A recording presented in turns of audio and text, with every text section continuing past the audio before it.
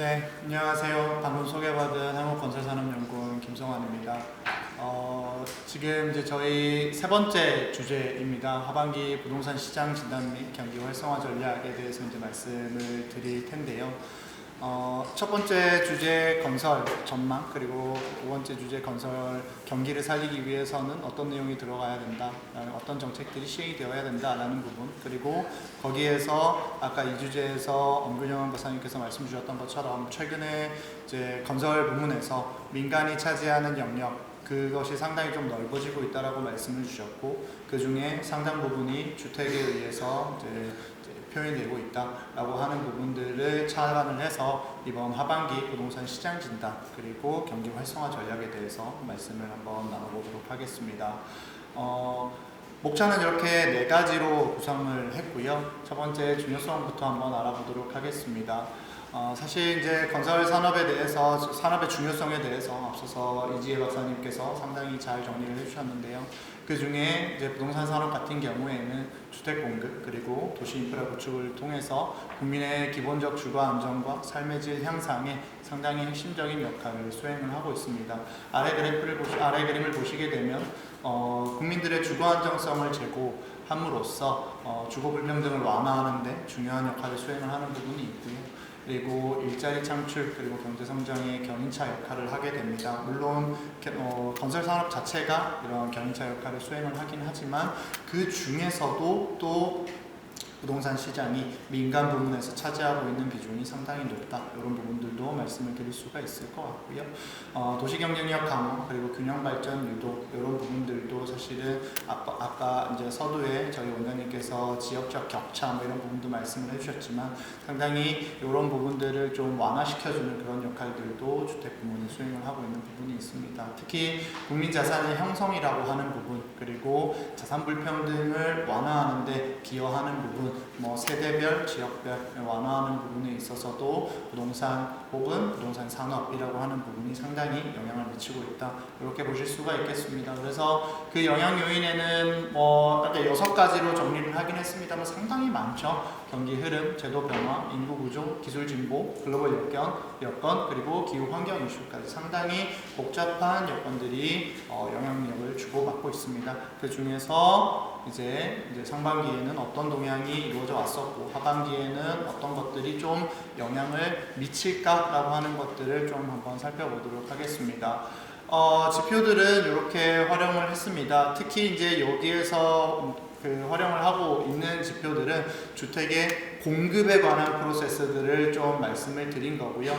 여기에다가 주택은 사실 공급되는 것으로 끝나는 것이 아니라 공급된 주택들이 계속해서 시장에서 거래가 되면서 가격이라는 형태로 또 이제 다른 지표들을 형성을 하게 됩니다. 그래서 지금 보시는 건설 과정별 통계 지표라고 하는 것은 우리 지금 세미나 건설 부동산 시장 진단 및 내수 경기 활성화 전략을 위한 이런 이제 지표, 중심 지표라고 말씀을 드릴 수가 있을 것 같고요. 여기에서 부동산 시장을 보기 위해서 빼놓을 수 없는 가격 지표 같은 것들을 함께 살펴볼 예정이다. 이렇게 말씀을 드리도록 하겠습니다. 인허가부터 말씀을 드리겠습니다. 가장 먼저 인허가를 받고 나서부터 이제 주택 건설 프로세스가 시작이 되기 때문에요. 인허가부터 말씀을 드리면은 2024년 분양주택의 인허가가 34.6만 호 수준이었습니다. 전년 대비해서 줄어들었고요. 10년 평균 대비해서는 약 30% 가까이 부족한 현실입니다.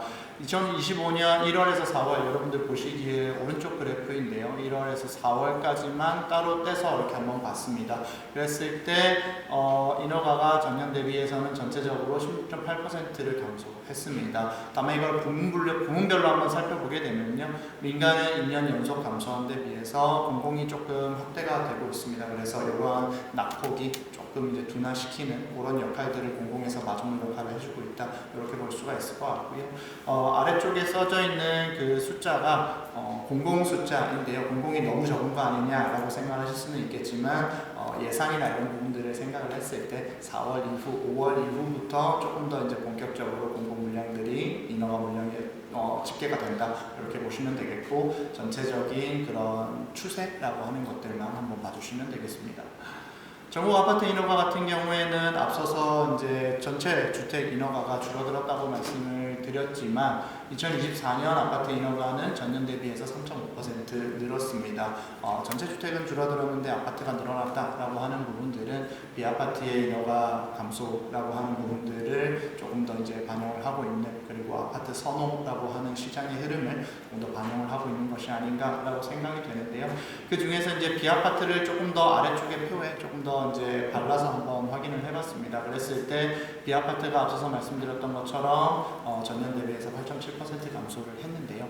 그 중에서 이제 단독과 다가구가 상당히 큰 폭으로 줄어들었습니다. 그 외에 그것과는 별개로 다세대 연립은 조금 증가를 하는 그런 모습들을 보였는데요. 이렇게 상반된 모습이 나타나는 것은 결국 LH의 신축 매입 임대 영향이 시장에 영향을 미치고 있는 것이 아닌가, 이렇게 추정이 됩니다. 그 다음으로 분양 승인 실적에 대해서 한번 알아보도록 하겠습니다. 2024년 분양은 전년 대비해서 18.4% 증가를 했습니다만 22년에서 23년으로 넘어오면서 36%가 감소를 했고, 그거의 기저효과다 이렇게 봐주시면 되겠고, 그리고 그 이전 수준을 넘어가서 보더라도 여전히 글로벌 금융위기 수준이다, 이렇게 보실 수가 있겠습니다. 2025년 1월에서 4월까지 여러분들 보시기에 오른쪽 그래프인데요. 1월에서 4월까지 분양은 전년 동기 대비해서 30.6%가 빠졌습니다. 이게 지방 감소가 훨씬 더 두드러졌다라고 하는 것들을 확인을 해보실 수가 있겠습니다. 그리고 초기 분양률이라고 하는 것을 실제로 이제 분양을 하고 나서 그러니까 분양을 하고 나서 3에서 6개월 정도 지났을 때 얼마나 분양이 되었는가라고 하는 것들을 지역별로 한번 살펴봤습니다. 이렇게 지역별로 본 것은 기존의 분양 물량이나 이런 부분들이 지역별로 차별화가 나타났기 때문인데요. 초기 분양률이 지역별로 상당히 혼조세를 보이고 있습니다. 광역시나 세종시 같은 경우에는 회복세를 보이고 있는데 수도권이나 도지역은 소폭 하락하고 있는 그런 수준입니다. 그래서 이제 뒤쪽에서 더 말씀을 드리겠지만 공사 완료 전 미분양이 최근에 감소로 전환을 했습니다. 그런 것들을 봤을 때 초기 분양률이 당분간은 현재 수준을 유지하지 않을까 이렇게 보여지는데요. 이게 지역별로 그리고 사업장별로 상당히 편차가 크기 때문에요. 이게 이제 등락이 있을 수는 있겠지만 전체적으로 봤을 때는 그런 수준이 유지되지 않을까 이렇게 볼 수가 있겠습니다. 그러고 나서는 이제 착공이 들어가게 되는데요. 2024년은 착공이 전년 대비해서 26.1% 증가를 했습니다. 이거는 기저효과의 영향이라고 보실 수가 있을 것 같고요. 여러분들 보시기에 왼쪽 그래프에 보시게 되면 22년 대비해서 23년에 착공이 상당히 많이 줄어들었던 것을 확인해 보실 수가 있겠습니다. 그래서 24년 26.1% 전년 대비해서 늘어난 것을 확인해 보실 수가 있고요. 이게 2025년에는 그러면 도대체 어떻게 될 것인가 라고 하는 것을 1월에서 4월까지 오른쪽 그래프에서 봤을 때 좀 33.7% 감소한 그런 수준을 보이고 있습니다. 24년에 사실 착공이 증가했던 것은 공공의 착공이 조금 증가를 했던 영향들이 있었고요. 그래서 이런 것들이 앞에서도 말씀드렸던 것처럼 공공이 마중물 역할을 수행을 해서 낙폭 완화에 좀 기여를 해 주시고 계신 게 아닌가 이렇게 보실 수가 있겠습니다. 이런 것들을 좀 분기별로 한 번 더 살펴보도록 하겠습니다. 1사분기 데이터 같은 경우에는 25년 데이터까지 나와 있기 때문에요. 22년에서 25년까지를 받고 나머지 분기 데이터는 22년에서 데이터가 나와 있는 24년까지를 확인을 했습니다. 23년과 24년을 주로 비교를 해보시게 되면 2, 3, 4분기에 제가 화살표 그어놓은 부분 좀 더 증가를 하는 부분을 확인을 해보실 수가 있을 것 같은데요. 특히 4, 4분기, 지난 4분기에 전년 대비 2023년 4분기 대비해서 2024년 4분기에 30.6%가 증가를 했습니다. 22년에서 24년 사이에 이렇게 4분기 데이터만 모아놨을 때는 가장 많은 데이터라고 보실 수가 있겠는데요. 그래서 조금 더 이제 늘어나지 않을까라는 기대도 있었습니다만 25년 1, 4분기 다시 앞쪽으로 돌아가서 25년 1, 4분기를 보시게 되면 조금 감소를 하고 있는 그런 차원이라고 보시면 되겠습니다. 그래서 이제 앞에서 말씀드렸던 1주제에서 말씀드렸던 뭐 주택 수주라든지 아니면은 앞쪽에서 제가 말씀드렸던 분양이나 이런 부분들과 함께 생각을 해봤을 때는 사실 이제 2, 4분기 이후에 그런 착공 물량의 상하방 요인이 동시에 좀 존재를 하고 있다 이렇게 결론을 내볼 수가 있겠습니다. 그래서 그러면 이제 인허가를 받았는데 착공을 도대체 못하고 있는 물량이 어느 정도 되느냐, 요것이 결국에는 건설산업의 특성상 한번 착공을 하면 삽을 멈추기가 쉽지가 않습니다. 그렇기 때문에 인허가 대비해서 착공 물량이 어느 정도 퍼센티지를 보이느냐라고 하는 것이 상당히 좀 그 경기를 보는데 좀 바로미터가 될 수 있다라고 저희는 생각을 하고 있는데요. 그러다 보니까 인허가 대비 착공이 지금 22년부터 100% 미만대를 계속해서 유지를 하고 있고, 지금까지 22년에서 24년까지 인허가와 착공 간 물량의 격차, 그러니까 단순히 이제 연도로만 비교를 했을 때 말씀을 드리는 겁니다. 착공 간 물량 격차가 약 44.8만 호 정도 수준입니다. 이게 어느 정도냐면 2024년 착공 물량의 1.47배, 1.5배 정도가 된다. 이렇게 말씀을 드릴 수가 있겠고, 이것을 긍정적으로 본다라고 하면 아직까지 인허가를 받고 착공을 못해서 서류는 다 준비가 되어 있으니까 착공만 하면 되는 물량이 이 정도 있는 거 아니냐라고 볼 수도 있겠고, 또 반대로 생각을 해보게 되면 이게 경기가 조금 안 좋아서 이런 누적 물량들이 더 많아지는 것이 아닌가, 이렇게 형용을 해보실 수도 있겠습니다. 그래서 앞서서 말씀드렸던 공급 지표의 변화라고 하는 것들을 조금 더 이제 긴 장기 그리고 세 가지 지표를 한꺼번에 확인을 해보게 된다라고 하면 2015년부터 18년까지의 변화 추이를 보시게 되면 인허가 착공이 2015년에 피크치를 기록을 했습니다. 그리고 나서 2018년에 피크치를, 그러니까 3년의 격차를 두고 피크치를 기록을 했고, 이러한 그 영향들이 2021년과 2024년 이후에도 동일하게 나타난다라고 가정을 한다면 2021년에 이제 피크치를 기록을 했던 인허가와 착공이 3년 뒤인 2024년 혹은 그 이후부터 준공 쪽에 관련이 되지 않을까, 영향을 미치지 않을까라고 생각이 됩니다. 실질적으로 오른쪽 보시는 한국부동산원에서 발표를 하고 있는 입주 예정 물량을 한번 살펴봐 드리면 2025년에는 전국 합계 27.4만 호 정도 수준인데요.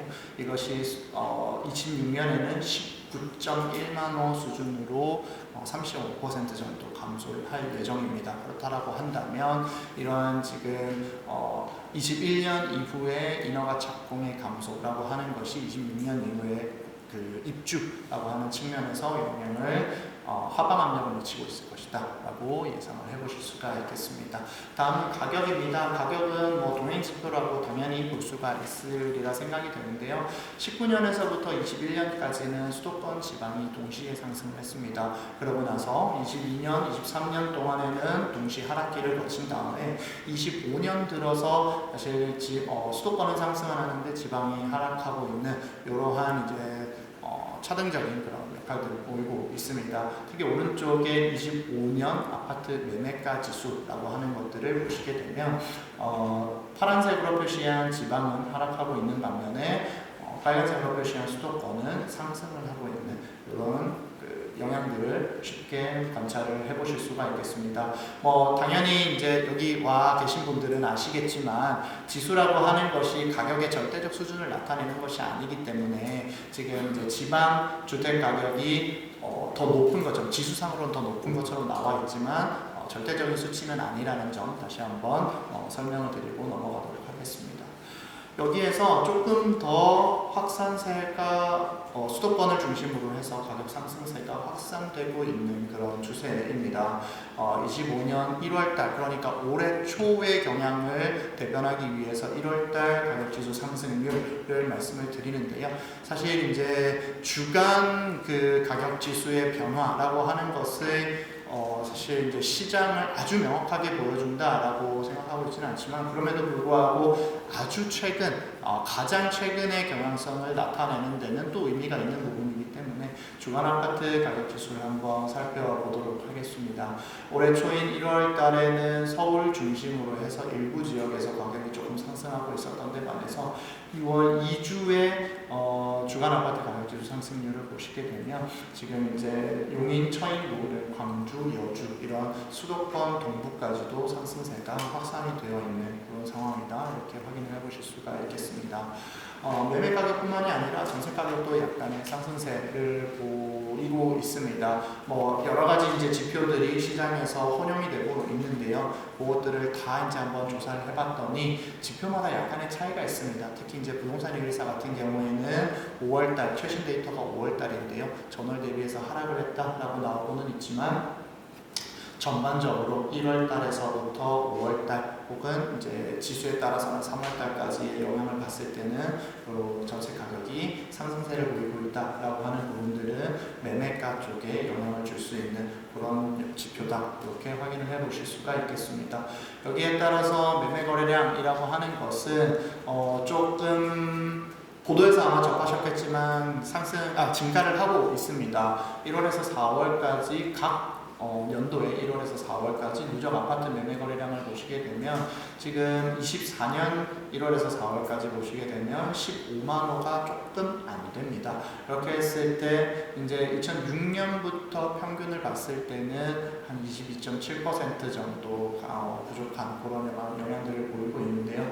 서울이 월간 아파트 매매 거래량이 상당히 들쭉날쭉하게 보이는 부분들이 있습니다만 전년 대비해서는 상당히 증가를 했다. 이렇게 확인해 보실 수가 있겠습니다. 이렇게 들쭉날쭉한 이유 중에 하나는 2025년 3월 달에 토지거래 허가구역을 지정했다가 해제하는 그런 과정에서 상당히 거래량이 늘었던 부분들을 확인해 보실 수가 있는데요. 2025년 6월 달에 제가 15일까지 집계된 거래를 기준으로 봤을 때는 한 2,000호 정도 수준입니다. 이런 것들을 조금 더 이제 이번 달 말 그리고 다음 달 초반부에 보이는 2025년 6월 달의 거래량 수치가 어떻게 기록이 되느냐에 따라서 이게 가격이 오르면서 거래량이 따라서 함께 올라가느냐 아니면은 가격은 올라가지만 거래량이 따라오지를 못하느냐 이런 차이들을 보여줄 거라고 예상이 됩니다.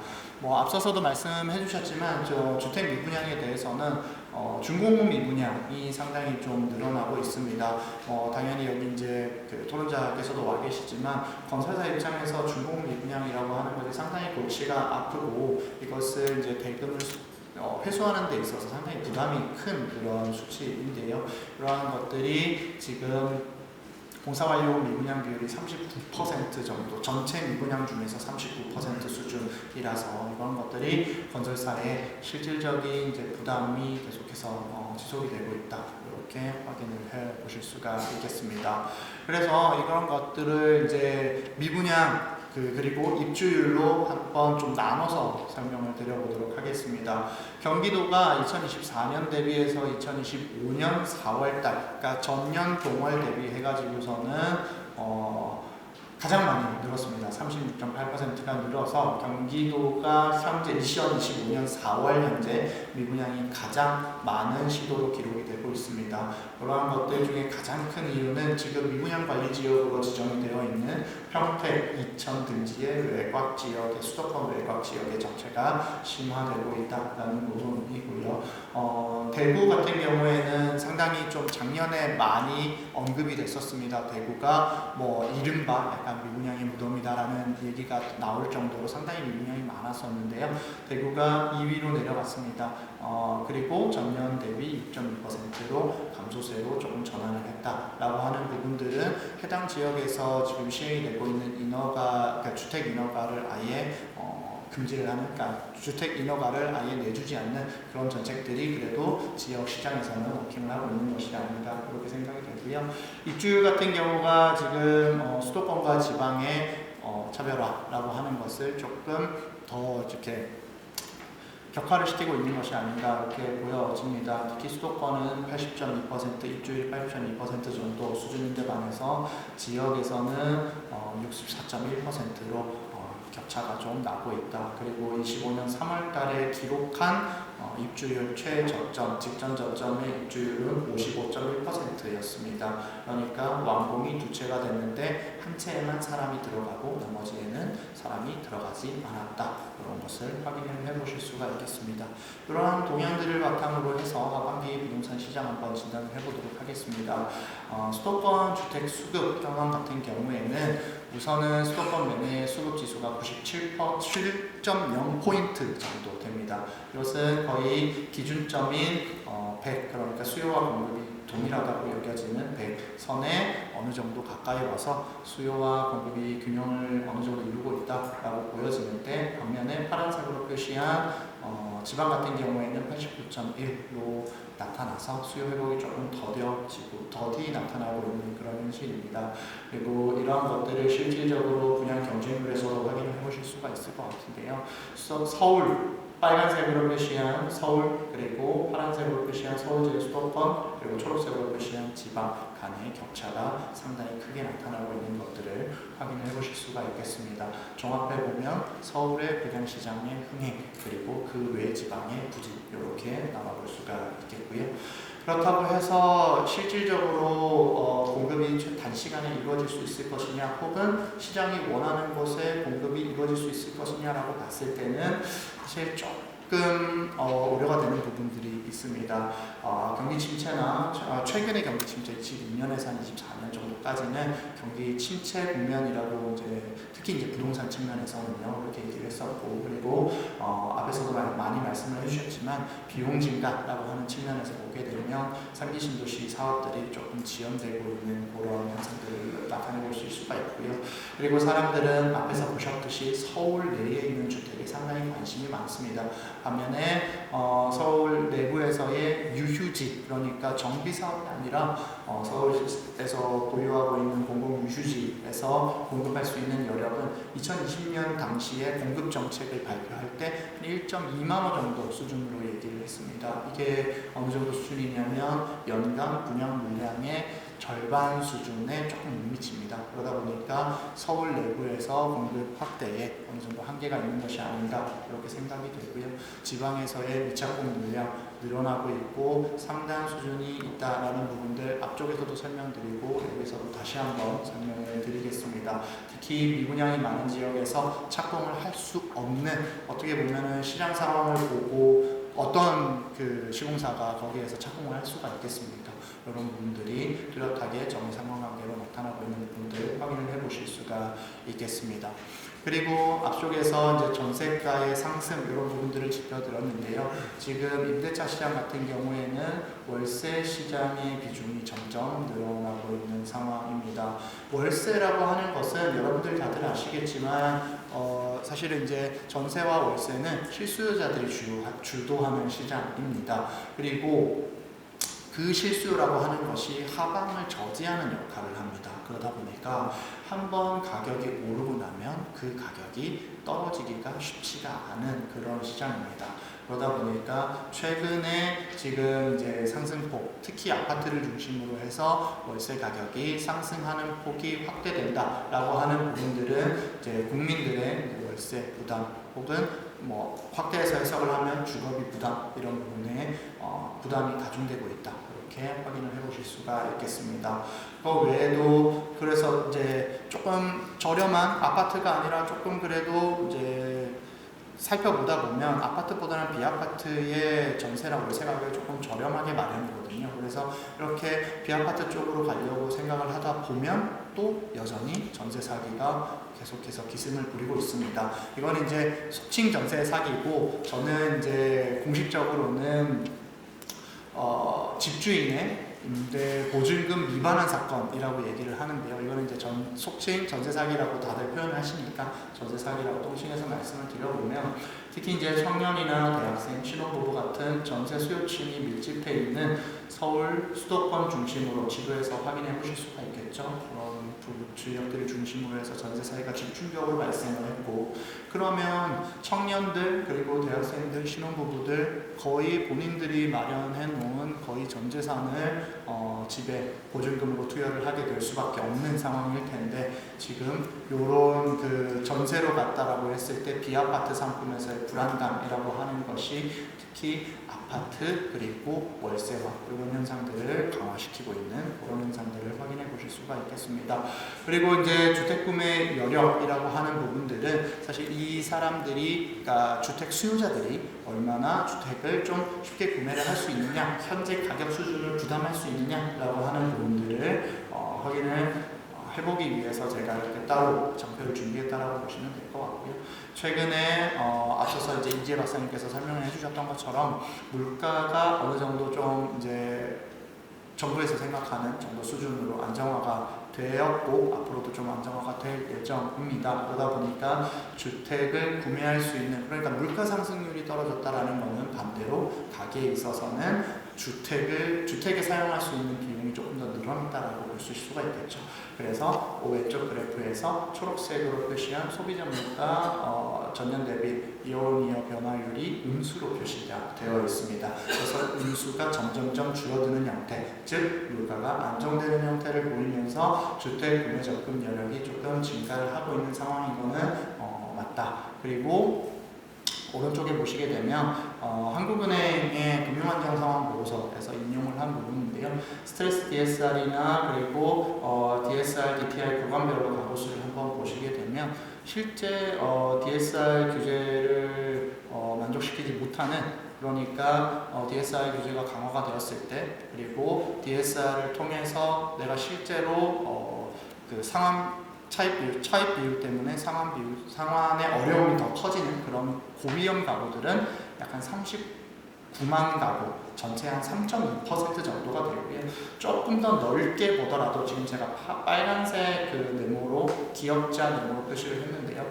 DTA가 기준을 초과하는, 그리고 DSR의 기준을 초과하는 그런 가구들을 다 포함을 해봐도 29.7% 정도 수준입니다. 그러면 반대로 얘기하면 나머지 70.3%는 여전히 DTA나 DSR 기준 이하로 주택 구매 자금을 대여를 하고 있다라고 하는 부분들을 봤을 때 DSR 그런 이제 일률적인 금융 규제 강화 혹은 일률적인 그 가계 소득의 평가라고 하는 것이 실질적인 내 집 마련 기회를 제한시키는 그런 역할들로도 작용을 하고 있을 것이다. 이렇게 볼 수가 있겠습니다.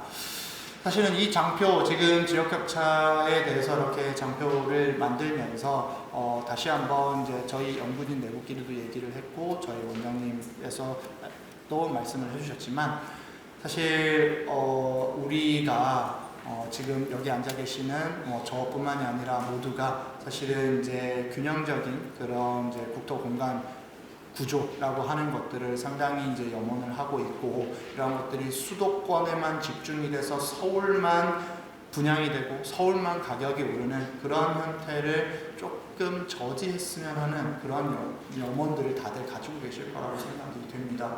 반면에 실질적으로 나타나는 그런 현상이라고 하는 것은 녹록치가 않은데요. 지역별로 인구 유출 현황을 보시게 되면 특히 청년층을 기준으로 20에서 34세를 기준으로 했습니다. 청년층을 기준으로 봤을 때 서울 쪽들이 수도권 쪽으로 상당히 많이 몰리고 있는 것들 확인해 보실 수가 있고, 준공업 미분양은 지방에 몰려 있고, 주택가격 상승률은 인구 유출에 따라서 결국엔 수도권의 상승폭이 상당히 커져 있다. 이런 부분들을 사실은 좀 해결해야 되는 것들이 아니냐, 우리의 사명 이런 것들을 이제 가지게 되는 그런 역할이라고 볼 수가 있겠습니다.